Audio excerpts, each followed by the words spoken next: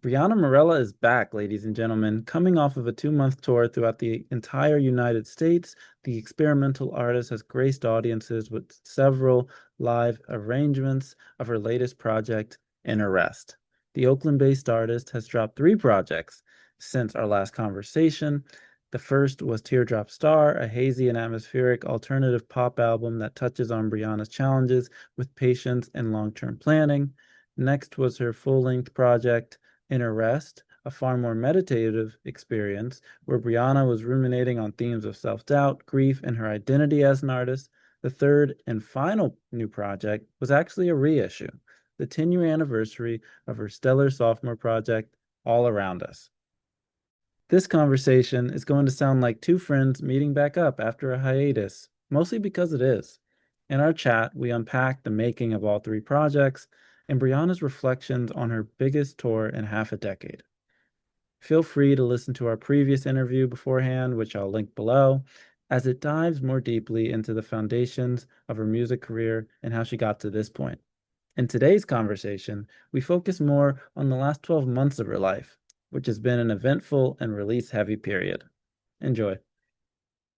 Hello, everyone. Welcome back to the If Ever You're Listening podcast. As you can see, we have a special guest that is back for round 2, our first returner in terms of video returns. We've had people return on the written interviews, but not on the video. So thank you so much, the incomparable Briana Marela. Thank you for coming back to the If Ever You're Listening podcast.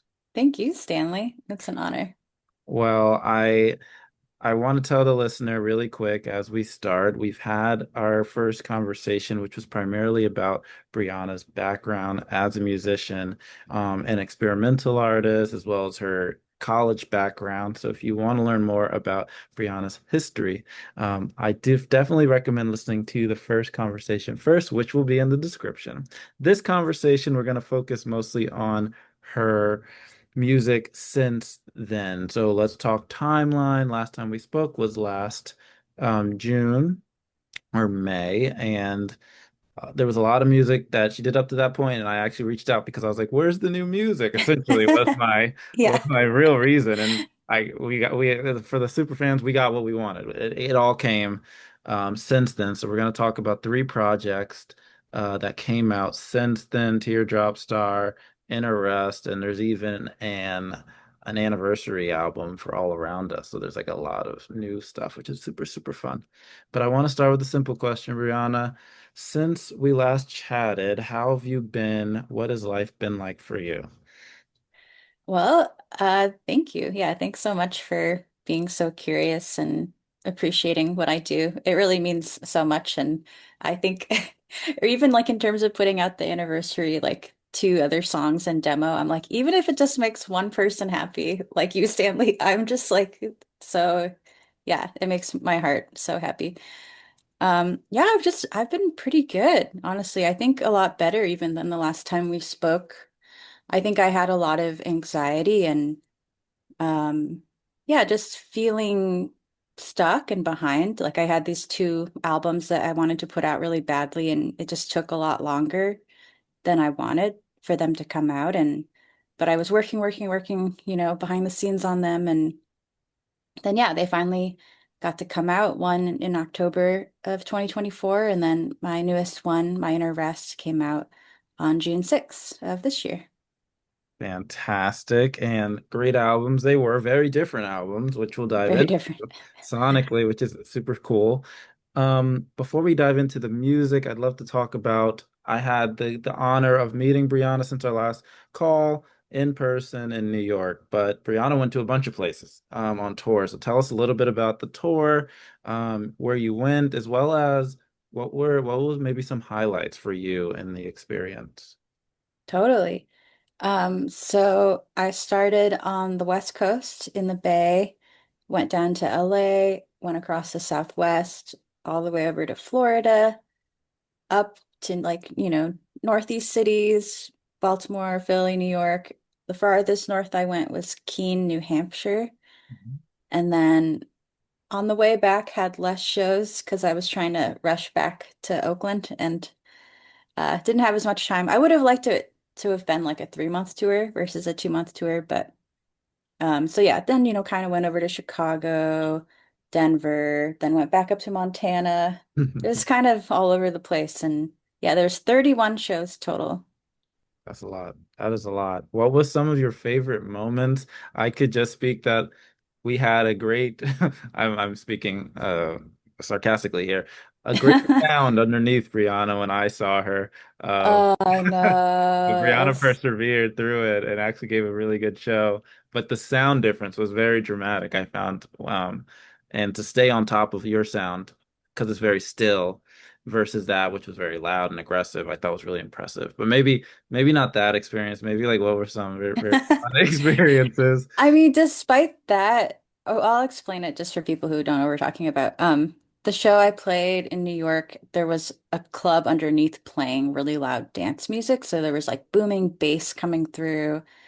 And my set for Minor Rest is super like quiet and intimate, and there's lots of moments of silence. And there just wasn't any silence in the space, but I still had fun playing and people were still really sweet. Yeah, that was definitely one of the harder shows for me, the New York show, even though it was amazing because there were so many sweet people there and fr old friends. And so, I was a part of me was bummed, but I think I've gotten to a point in my performing where I can kind of like brush it off a little easier. It's like, well, there'll always be another show, or like I'll come back to New York and I'll play a different show.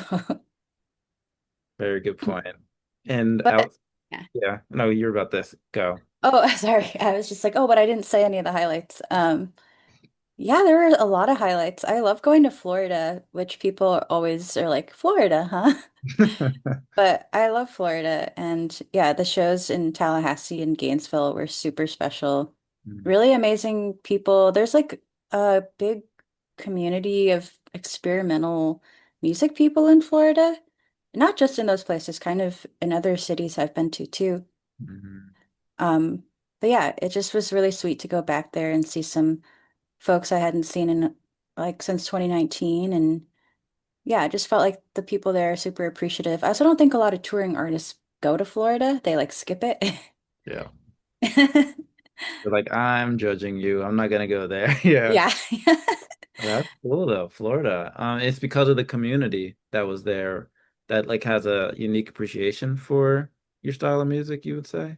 I think so. Every time I've gone to Florida, I feel like I just meet really cool freaks who are just, they're like into what I'm doing and they're also making really cool art and music themselves. And they're like creating their own little hubs, like in, what is the complexity of Florida as a state and place to live. And it's just really I admire that so much and have a lot of respect for, yeah, people carving out their own path and scene and like making safe spaces for each other. Awesome. That's so cool.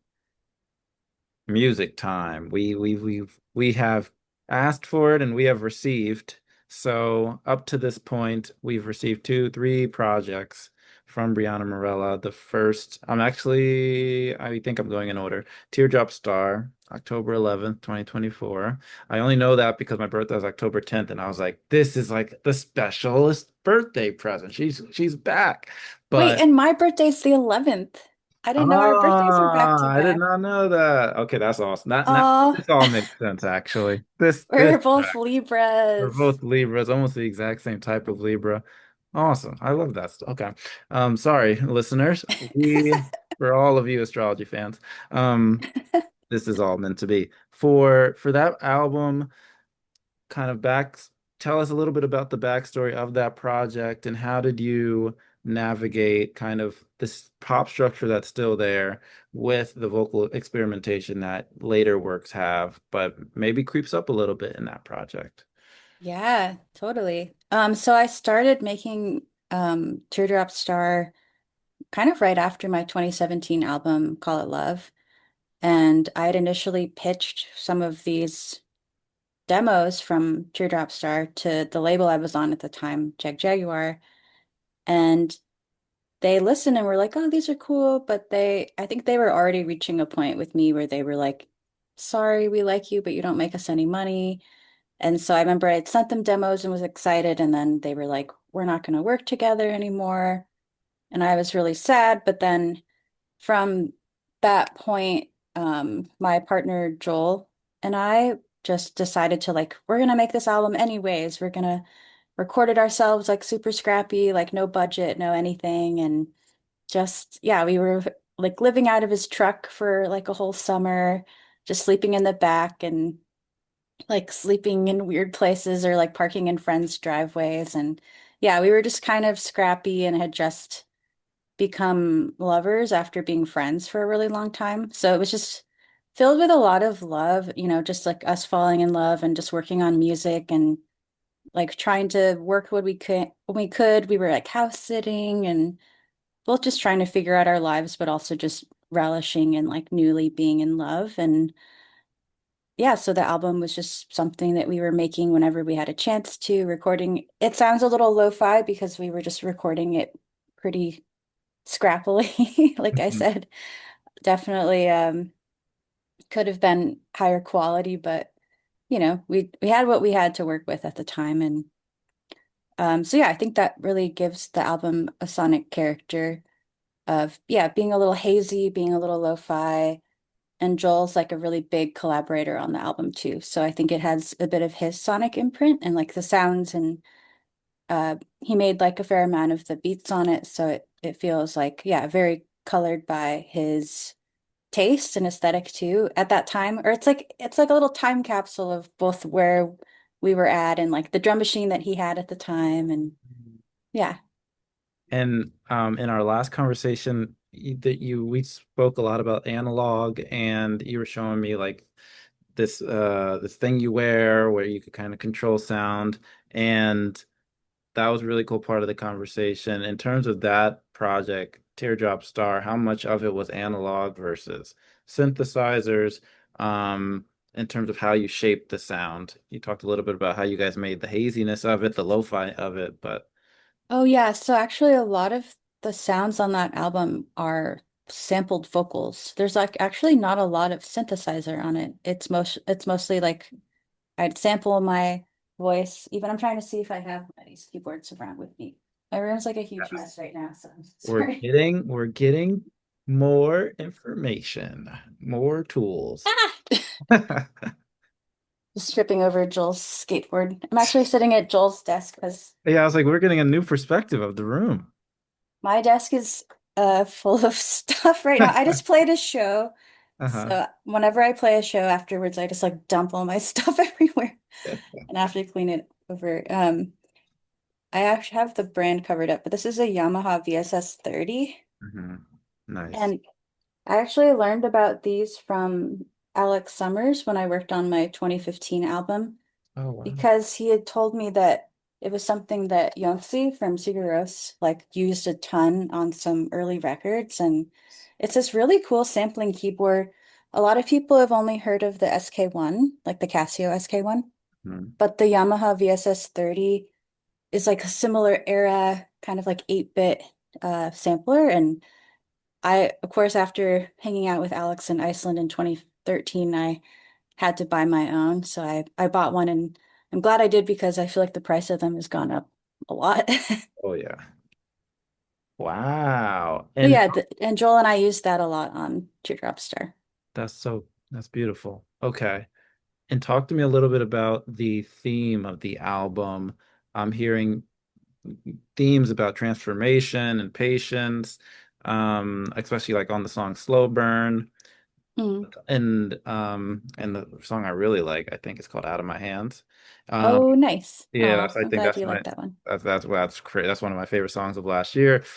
But talk to me about kind of thematically how those songs fit together in the larger story you're trying to tell with that project.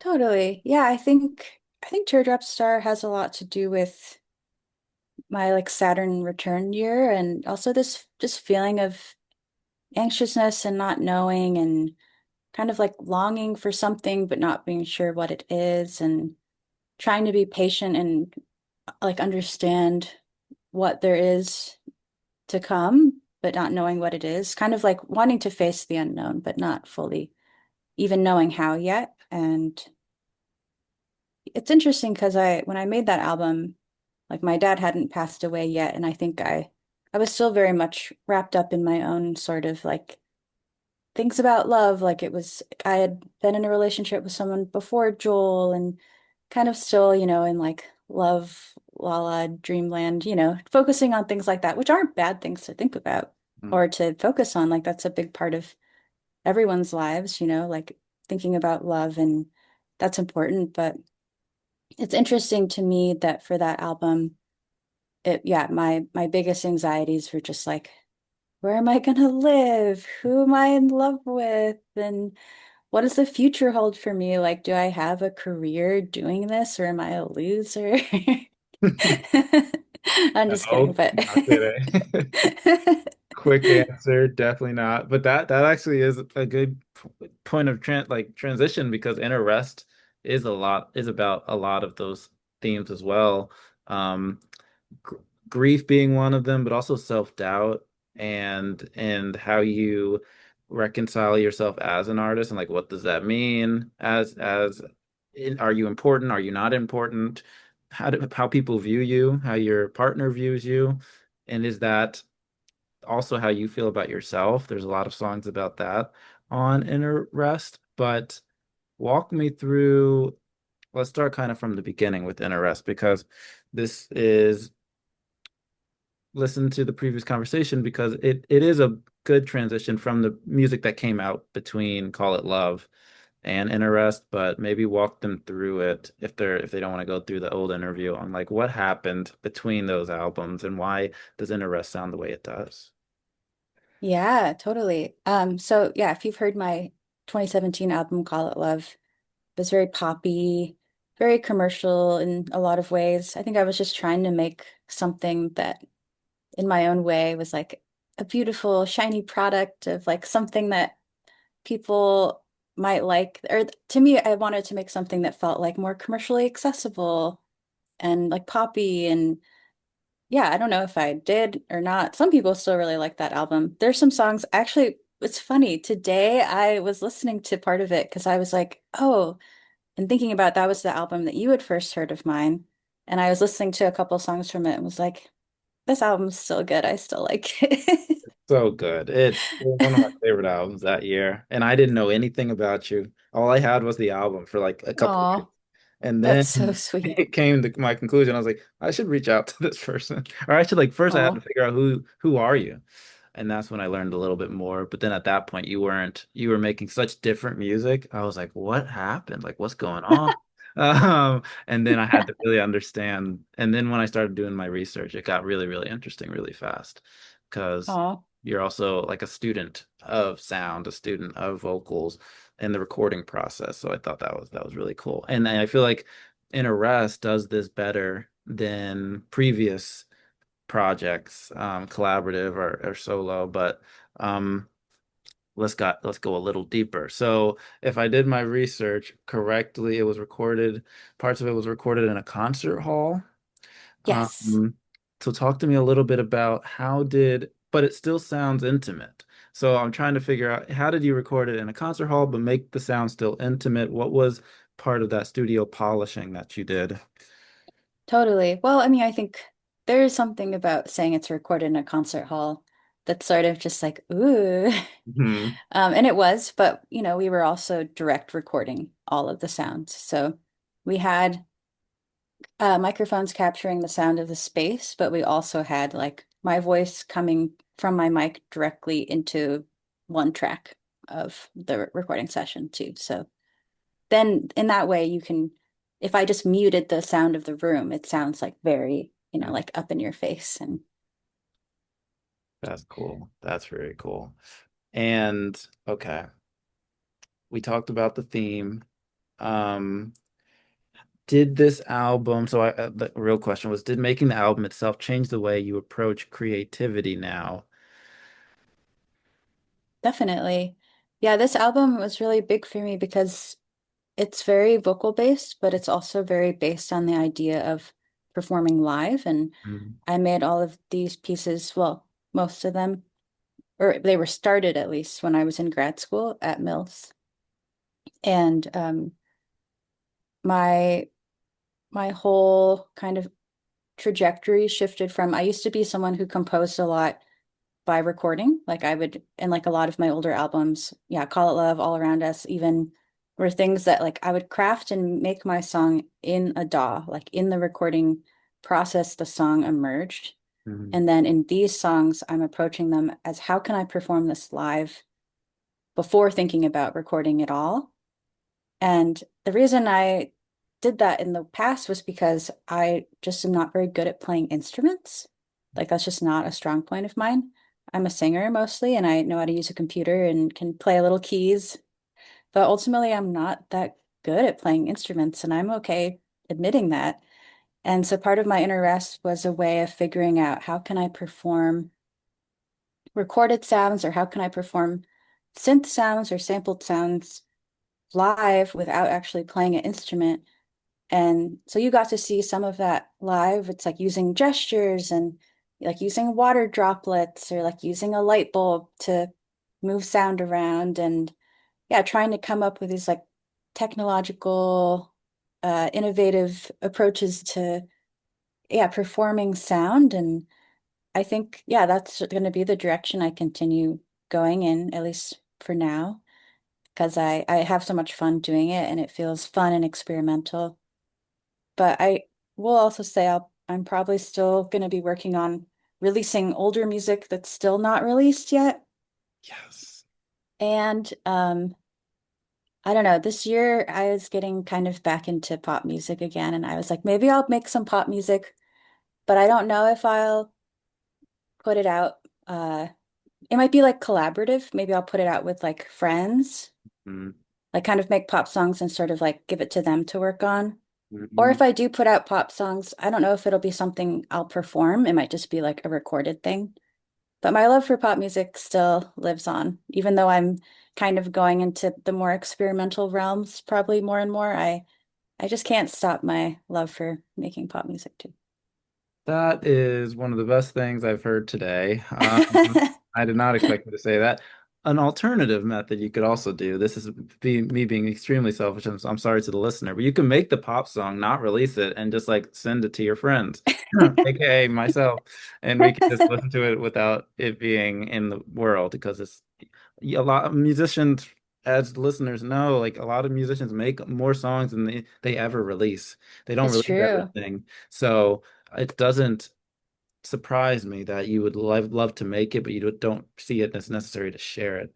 Um, do you have friends that make pop music? I only ask this because when you were on tour, I Hmm. watched a few of the other folks that were on tour with you, and they do very cool experimental stuff as well. Um, kind of talk a little, I guess, yeah, we should talk a little bit about them, the people that you were on tour with and their sound because they were really special as well. Yeah. Are you talking about like the people I played the show with in New York or Yeah, in New York. yeah, totally. Yeah, Alice does computer music and they just put out a new album actually that came out. It's really beautiful. It's Good. so good. They're yeah, an amazing performer and yeah, I really like that new record of theirs. I'm blanking on the name because I'm terrible at names. I'm gonna look it up really fast so You, I can say it and look like I know what I'm talking about it. we could cut this part and it'll just be you saying, Oh, it's called Bliss. Yes, yes, yes. Okay. "Ooh, nice. Yeah, super beautiful. I also played with Pink Must, who is a friend. One of the people in the band is a friend from the Bay, named Lynn Avery, and she is a she's like I would say experimental musician who has done solo stuff with bands. I met her through my good friend Mitch Stallman, who they have a band or yeah, they have a project together called Signal Quest. That's really good. Love that title. Love that title. Um, so you talked a little bit about how the concert hall influenced the sound, but also admittedly, you're singing into the mic, so you're getting the recording pretty immediately. And then if I also did my research right, it was also recorded at Mills College. Yes. So did Mills College, the environment influence the sound in any way, shape, or form? Yeah, definitely. I think also because I'd worked a lot in that concert hall. I have even recording in there, I had a lot of memories of just late nights, like working in the concert hall, like with my stuff set up, nobody there, and just like singing out into the nothingness of the hall. And I got to do a similar thing with the recording, like singing out into the hall, no one's there, but it's going through the PA, like I can hear it all in the room, I can feel it, the reflections like echoing off of everything. And it feels so live in that way too, of just being able to be in a space and be singing, and like I didn't have headphones on. I was just performing it. And yeah, just the history of Mills in that place. Being in school there was really special. And yeah, I think I'll always really cherish that time. And it's cool that it came, or that album came out of that time. But yeah, I'm not sure if my newer albums will be quite as like lyric forward, or well, it's kind of I ha kind of have two new things in the works. One is sort of like an album that feels maybe a little bit more like my inner rest, but maybe more slow, even more slow I was about to say somehow. we're going even slower. Nah. Or just like dronier. I think it's Got like a it. little dronier, but Got then I also have something that I want to be not so slow. Like I think it. my reaction to my own album, My Inner Rest, is making me want to do something that has some like beats or percussion, but like done in a more experimental way, or like something that feels more active and a little noisier, and something, yeah, that feels has more movement, Mm. because that seems fun. I think I just was doing so much like slow, stillness that I'm always kind of, I don't know if it's like being a Libra, but I'll be like the scale goes too much one way and I'm like, I gotta go like this. Exactly. No, I completely we're on the same wavelength because I listen to you and then I'll listen to like Kendrick Lamar. I'm like that's how my brain works but I like you both equally as much, and that's not normal. I think for most people there's two separate kinds of humans, but for you, you make really good upbeat beat-based percussive percussion music as well as the slower, more still, more drone-based stuff. So you can do both. That'd be cool if you release both albums or maybe fuse them together. But I want to ask more fun questions about your tour. Kind of talk to me about what are some key things you bring with you on the road during your 2 month tour that helps you feel comfortable, kind of helps with all the driving and the long road trips. Ooh, that's a good question. Yeah, let's see.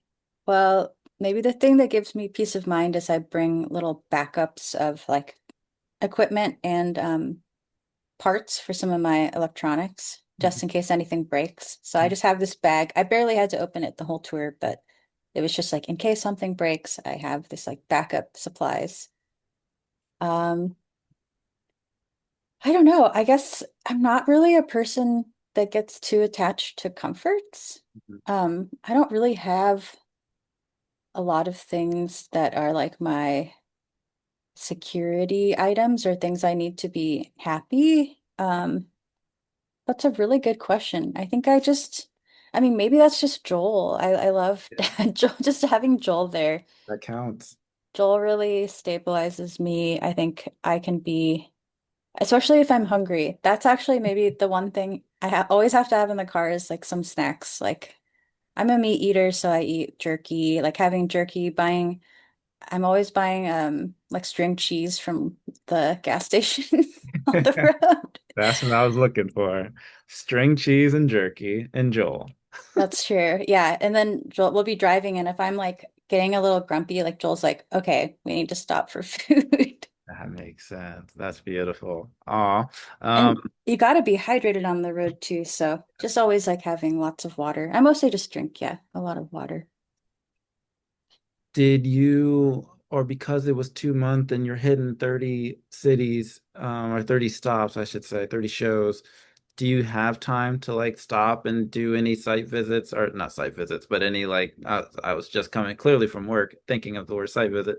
I'm thinking of places to kind of see for fun, vacation, tours, or is it when you're resting in between shows, you're really just like hanging out with Joel, not going out? That's a good question. It depends on the day and the place. This tour in particular, we had a lot less time to do like fun sightseeing or touristy stuff or like and we prioritized really hanging out with friends and or like new people that we met on the road that we stayed with and yeah, just wanting to prioritize those social interactions and so yeah, maybe not always getting to see something in a city that is new, but just getting to spend time with people that we love. Mhm. Beautiful. We asked this last time, and I don't remember what you said, which is fun, but you're going to have a different answer now, most likely. What are you listening to these days? What is on Briana Morella's playlist? Post tour, or maybe on tour? That might be even a better question. On tour, yeah. There's always a lot. There's a lot of different things. It's funny because I actually was thinking about how funny it is that I woke up this morning and Lucretia Adult's new album came out. Mm, And last time I was talking about how I was listening to and now yeah, her new album came out and I just listened to that this morning and was like, oh, that's so funny, parallel. That was like, I think big on my rotation when we talked last. that's Um, I also I've been listening most recently to a former teacher of mine from Mills. She put out an album in July that's like a retrospective of music she's made from the last 50 years, which is kind of crazy. She mostly has just been like a live performer and she's incredible and was a really big inspiration to me for my new album, My Inner Rest, even though her music's like more experimental than My Inner Rest is, but her new album came out. It's called Dangerous Women. Uh yeah, and it's really good. and what's her name? Oh, I didn't say her name. Letitia Tsunami. Okay, beautiful. Um, But then I've also been listening to some pop music too. And I like that have you heard of that artist OK Lou? yeah, yeah, she's a French artist, I believe. Yeah, I've been getting into her music.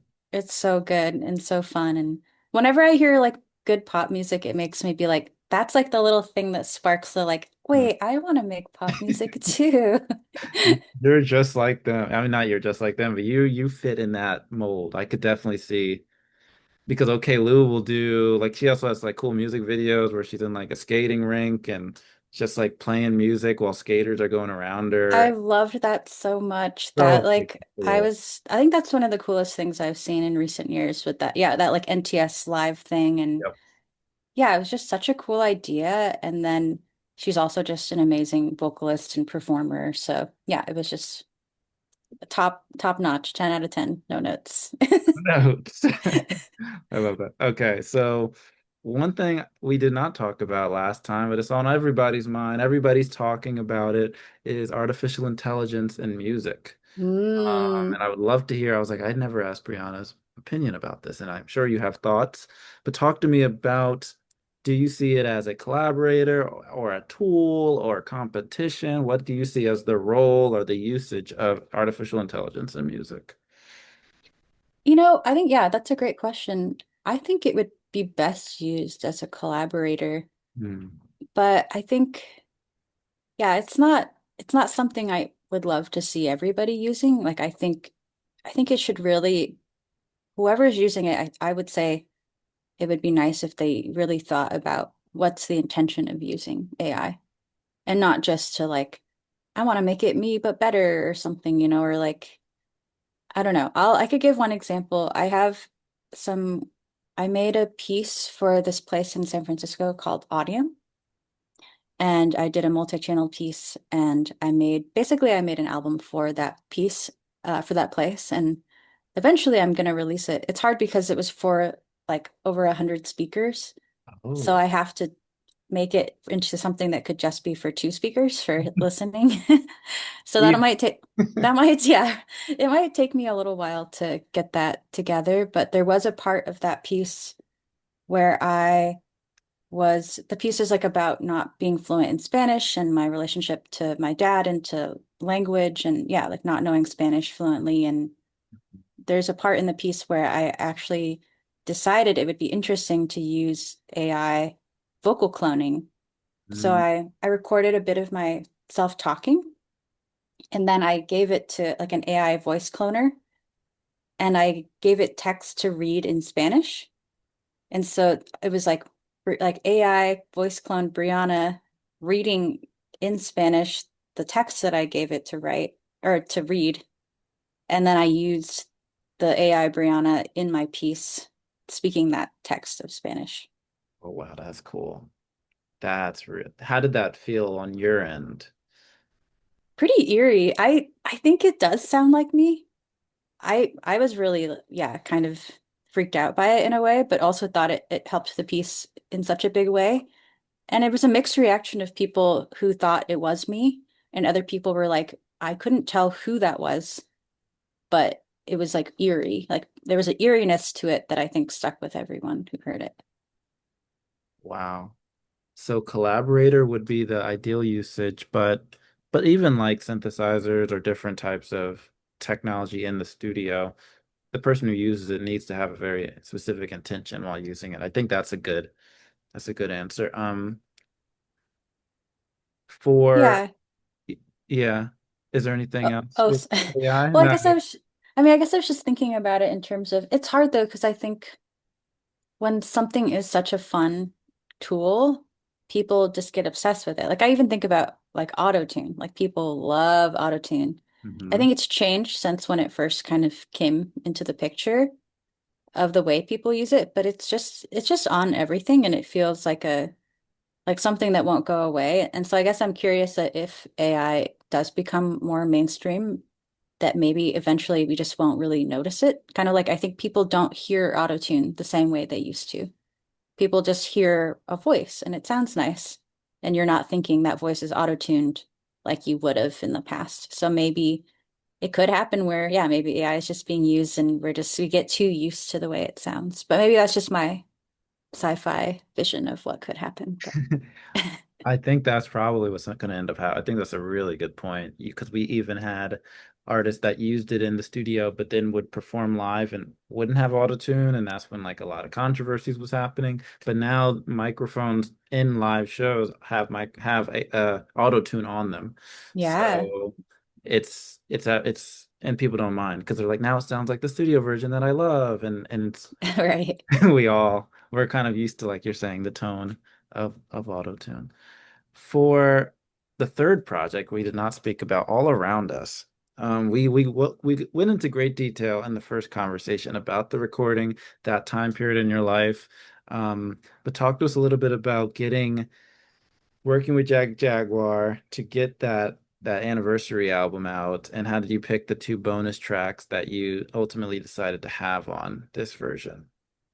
Yeah, totally. So it was funny. It came up because um, this person who is so sweet and really important during that time back in 2015, named Hannah Carlin. She was doing radio and then A&R at Secretly or at Jag, and she was actually kind of the person who got that album out on Jag. If it wasn't for her, they wouldn't have put it out. And she really believed in that album, and yeah, it's just like the sweetest, coolest person. Um, and she's a parent now, and she just earlier this year had sent out an email saying that she was leaving Secretly. And I'm still not sure what she's up to now, but it's probably something really cool knowing her. Or maybe she's just parenting. I have no idea.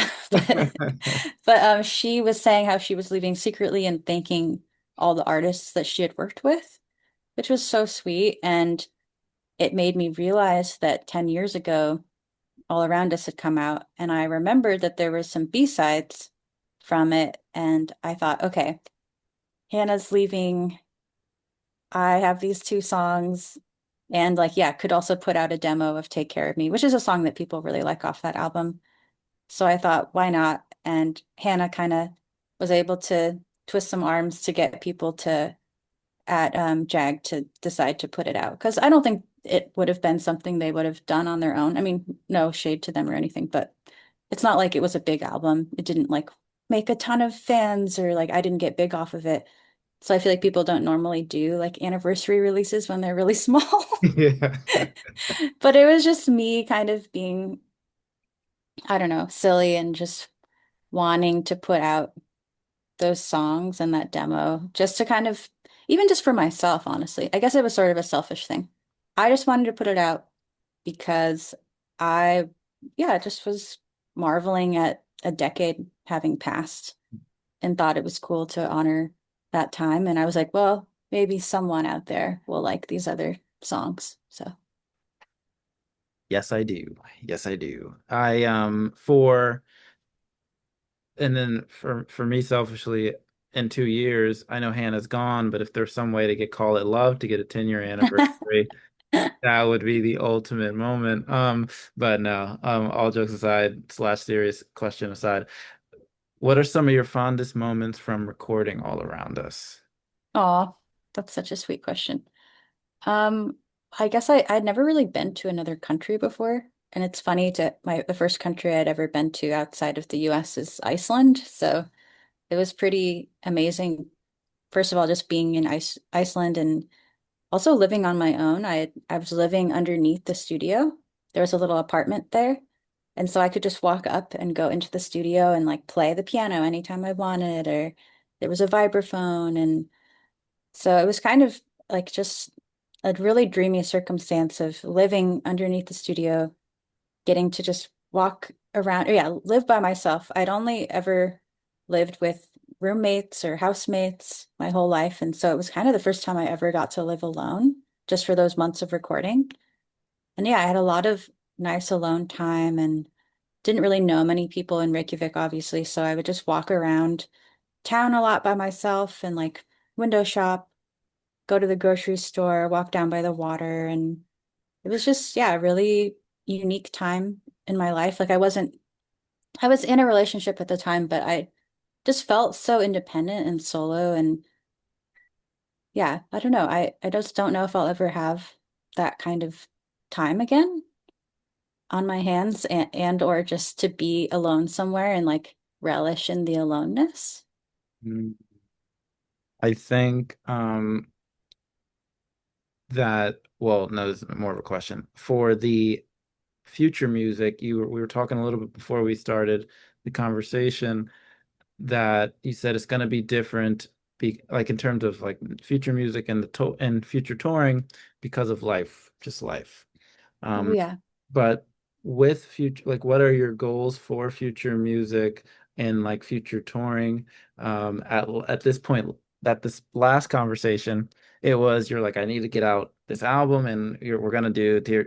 I don't. You might have even called it Teardrop, or you may have just like referred to what the project ultimately was. Mm. I'm trying to get these projects out.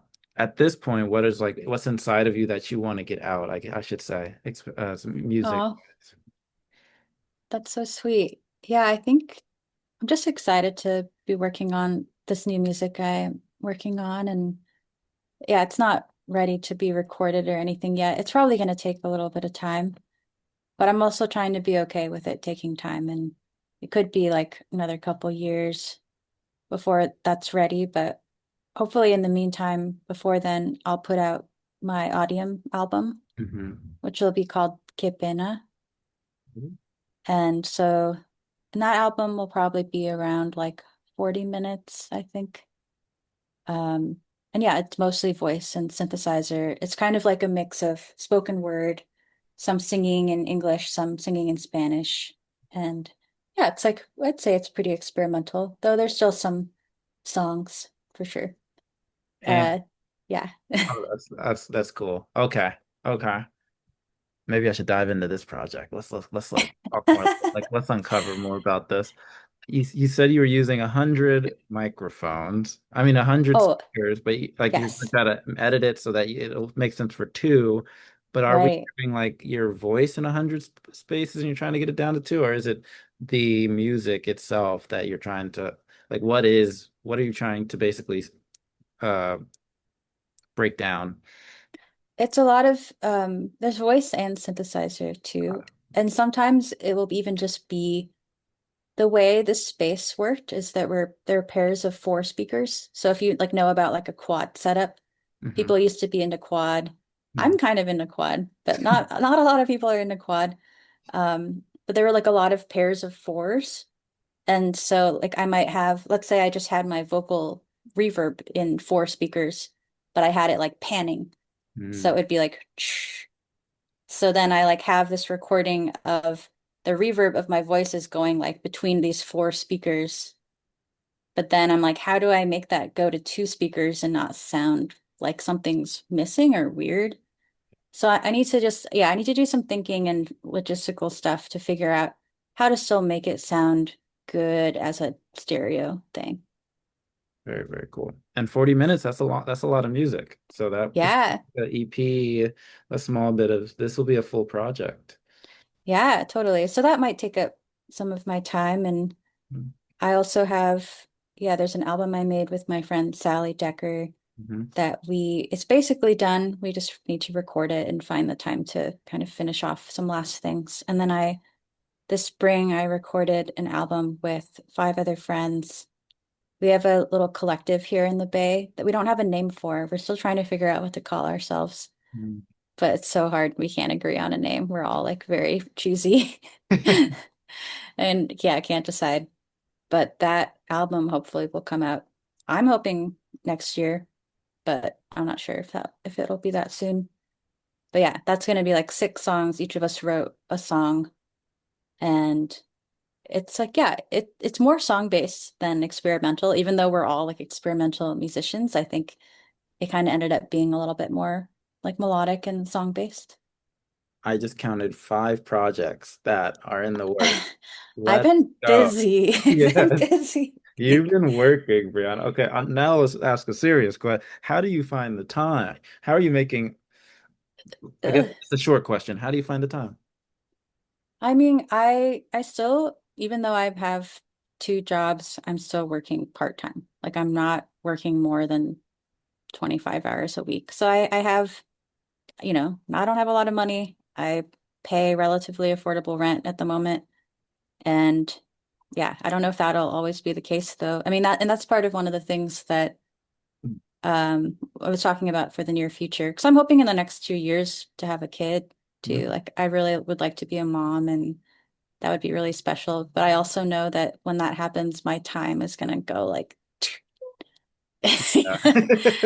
which I think that's been lighting a fire under me though. And it makes me just want to work really hard to get as much done.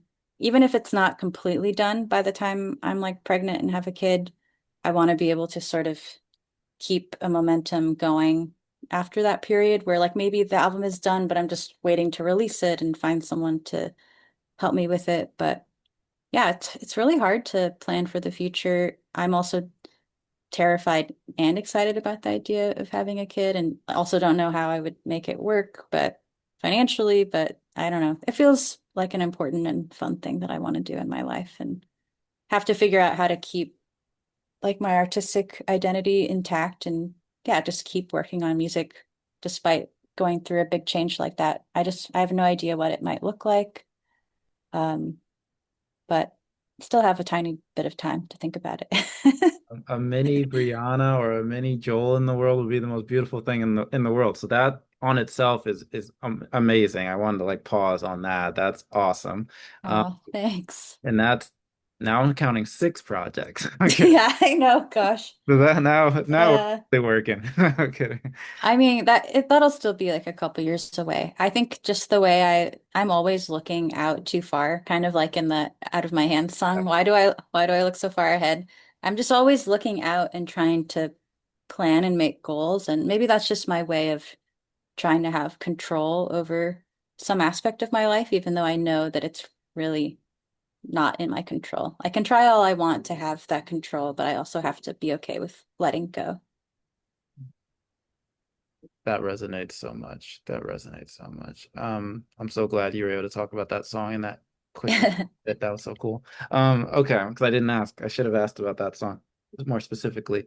For this is my final question. Well, we can keep going. What mindset or mood do you want artists to feel or absorb when they listen to your music? Let's say they're watching this Hmm. conversation, they just found out about my Substack. They're like, all right, I like what Stan's doing.